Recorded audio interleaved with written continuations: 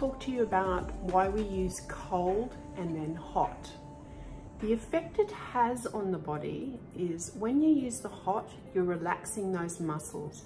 You're also drawing the good nutrition into that area.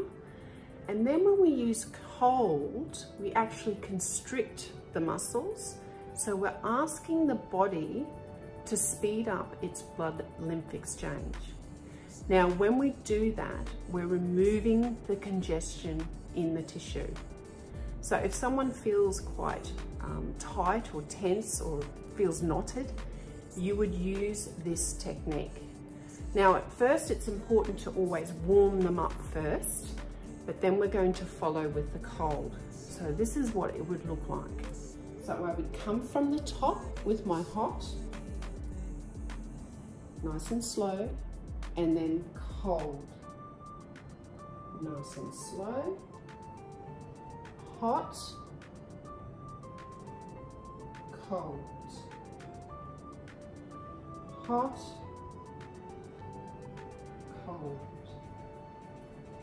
And what you'll notice is it will release a lot easier by using this technique.